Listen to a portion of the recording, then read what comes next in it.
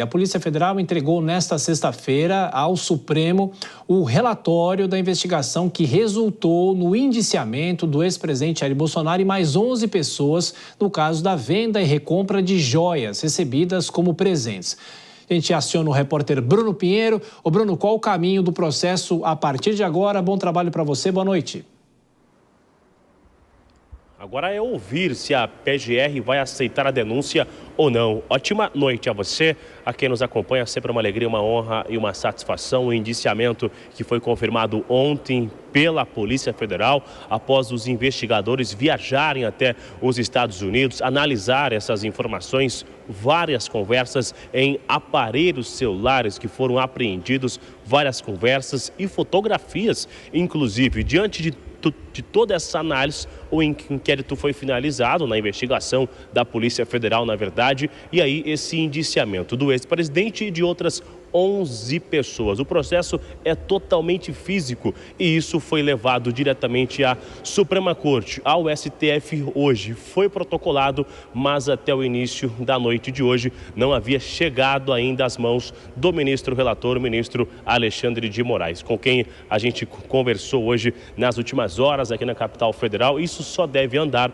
na próxima semana, já que isso chegou no STF já no final de semana, finalzinho do expediente. Então, na semana que vem, será enviado para a PGR analisar se vai aceitar a denúncia ou não. Há um sentimento aqui, Tiago, de que isso só vai acontecer, uma resposta somente lá após as eleições, justamente que vai começar o julgamento, enfim, toda essa ação, o procedimento. Aliados do ex-presidente Jair Bolsonaro, com quem eu conversei, só tem um receio, nem mesmo é do julgamento. O receio é que esse andamento, essa finalização, esse indiciamento afete justamente a imagem de Jair Bolsonaro nessa articulação para as eleições de outubro, que já estão chegando. Ele está viajando vários estados e que isso possa afetar justamente o resultado das eleições, mas acreditando, claro, que isso será julgado ainda este ano. O ex-presidente e os outros nomes que foram indiciados acabam afirmando que não tem nenhum envolvimento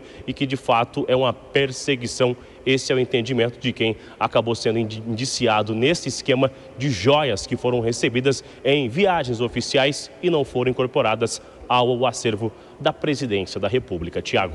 Ô Bruno, e a repercussão aí nesta sexta-feira? A defesa do ex-presidente se manifestou, até do advogado Frederico Assef. Qual foi a repercussão nessa sexta-feira, apesar de ser um dia mais morto aí em Brasília, mas como é que foi a repercussão? Por parte do advogado de Bolsonaro, que também foi indiciado, ele acaba alegando, justificando que a compra daquele relógio ele fez por livre, espontânea vontade, que ninguém ordenou que ele recomprasse aquele relógio que havia sido vendido e devolvido à Polícia Federal. Já por parte do ex-ajudante de ordens de Bolsonaro, o tenente-coronel Mauro Cid, o seu advogado, alega que isso é algo que é muito normal na investigação, que é mais um andamento e que ele está respeitando todos os acordos que foram firmados com as autoridades aqui na capital federal, se apresentando à justiça, utilizando a tornozeleira eletrônica, e o que ele respondeu já naquele acordo, na verdade, ele acaba repetindo tudo o que foi esclarecido para as autoridades. Agora, aguardar qual será o andamento, se de fato a denúncia será aceita ou não. Há uma expectativa muito grande, inclusive entre aliados, tanto do governo, nomes de esquerda, opositores ao ex-presidente Jair Bolsonaro, acabam comemorando esse resultado nas redes sociais e também lá dentro do Congresso Nacional pela atuação da Polícia Federal. Até agora, o ex-presidente ainda não se manifestou. A expectativa é que no evento que inicia amanhã em Santa Catarina, que em algum momento ele volte a falar sobre esse indiciamento pela Polícia Federal envolvendo sobre as joias e o comprovante de vacinação. Tiago.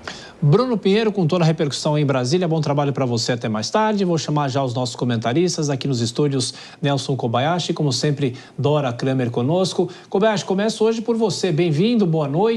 A informação é de que a defesa do ex-presidente Jair Bolsonaro quer o acesso ao inquérito. Ou seja, o que vai acontecer a partir de agora? Esse indiciamento agora tem a transferência da investigação, ou pelo menos vai para a PGR para decidir se oferece a denúncia? Quais são os passos jurídicos nesse momento? Kobayashi, bem-vindo. Muito boa noite, Thiago. Boa noite, Dora Kramer. Boa noite a toda a audiência do Jornal Jovem Pan. A informação é de que a polícia concluiu o inquérito, fez o relatório, que é a última parte do inquérito, o relatório final, e decidiu por indiciar o ex-presidente Jair Bolsonaro. O que significa indiciar? Significa colocar nele um carimbo de mais do que investigado. A investigação entende que há indícios de culpa, ou dolo, mas de responsabilidade criminal em relação a não só o ex-presidente Bolsonaro, mas como alguns outros investigados. O indiciamento eleva em um nível a condição de Bolsonaro, passa para além de investigado. Há contra ele agora indícios, segundo a conclusão da Polícia Federal. Mas há um caminho pela frente ainda. Após esse relatório, agora o inquérito, a investigação vai ao Ministério Público, no caso, a Procuradoria-Geral da República, que, diante das investigações, vai ter 3 caminhos a seguir. Ou pede mais informações, mais diligências, mais provas da Polícia Federal, e isso acontece, ou entende que não há crime algum a ser processado, não se convence e arquiva, ou, terceira e última hipótese, oferece uma denúncia contra o ex-presidente e os outros investigados. E aí, diante do oferecimento da denúncia, o judiciário, no caso, no Supremo Tribunal Federal, vai decidir se há ou não dúvidas, indícios, questões suficientes para justificar a abertura de um processo criminal. E então, a partir daí, é que se tornaria réu o ex-presidente, caso a denúncia seja aceita. Portanto, há então um caminho pela frente. Importante deixar claro, nesse caso aí, a defesa terá que ter acesso sim à investigação no momento oportuno, depois de o ex-presidente virar réu, se for o caso, se ele virar réu. Porque para se defender em um processo judicial, diferentemente da fase de investigação, é necessário que haja, sem nenhum tipo de dúvidas, acesso aos autos, acesso ao que está sendo utilizado como base da acusação. Sem acesso aos autos não há defesa e sem defesa não há justiça. Dora, o Bruno traz a informação de que, ao que tudo indica, tudo isso vai ficar para depois das eleições. Politicamente, essa demora é positiva ou negativa? Boa noite. Boa noite, Thiago. Boa noite, Kobayashi. Boa noite a todos. Olha, para o ex-presidente Jair Bolsonaro, é positiva, porque a ideia de não haver interferência, quando já se começa a conversar sobre a não interferência, isso é uma sinalização, quer dizer, é positiva de imediato, mas não tão positiva no longo prazo, porque aí é uma sinalização de uma tendência ao oferecimento da denúncia, porque se fosse para simplesmente pedir mais investigações ou arquivar, não haveria nenhum problema, porque não haveria uma influência nas eleições, né? Então, de qualquer maneira, vários aliados do ex-presidente Jair Bolsonaro estão dizendo que isso não afeta o curso da campanha, não afeta a imagem dele, é o que eles têm de dizer. Mas é óbvio que afeta, porque uma coisa é você ter um caso que ficou lá atrás, esquecido, e as pessoas terem a sensação de que não vai dar em nada. Outra coisa é você ter 2 investigações, porque são 2 casos agora na mão da PGR, vacina e joias. Esses casos andando, evidentemente que isso traz aí, eu posso dizer, talvez não um grande prejuízo, mas causa uma dificuldade.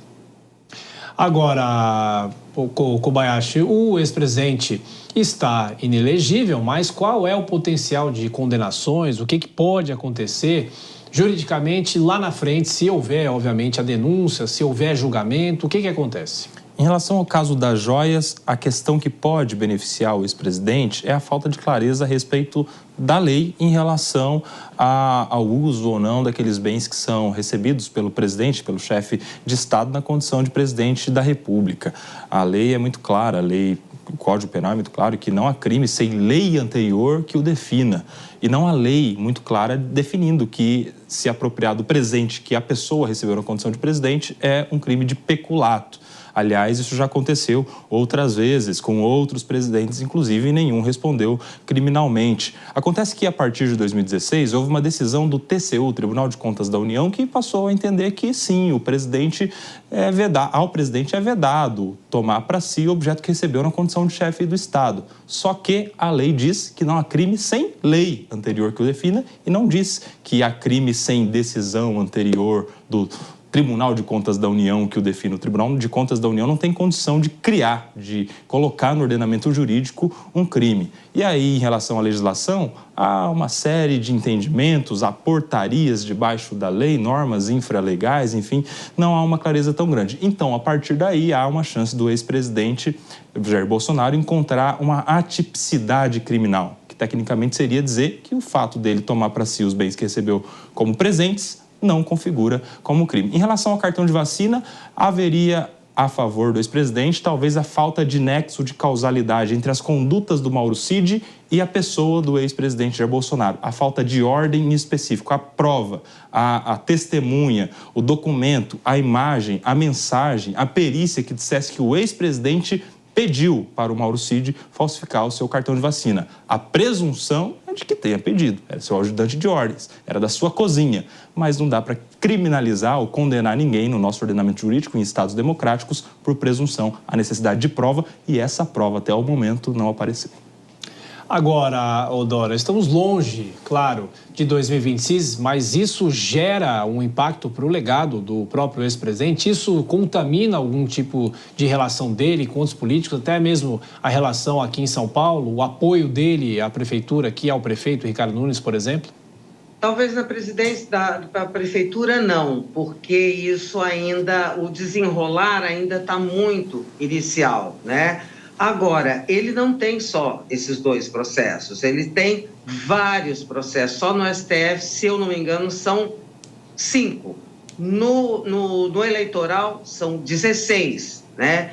Enfim, é uma complicação que você, até 26, o desenrolar disso, claro que isso cria aí um passivo que não é agradável para ele, porque são vários processos, de várias naturezas. Essa anistia, por exemplo, que começa a ser articulada no Congresso, isso vale para 8 de janeiro, mas não vale para outros. Vamos que ela fosse, por absurdo, que não será aprovada, mas vamos que fosse, ela não valeria para os outros casos. Então, os problemas do ex-presidente Jair Bolsonaro na Justiça são inúmeros, não é? E não só no STF, mas também no eleitoral.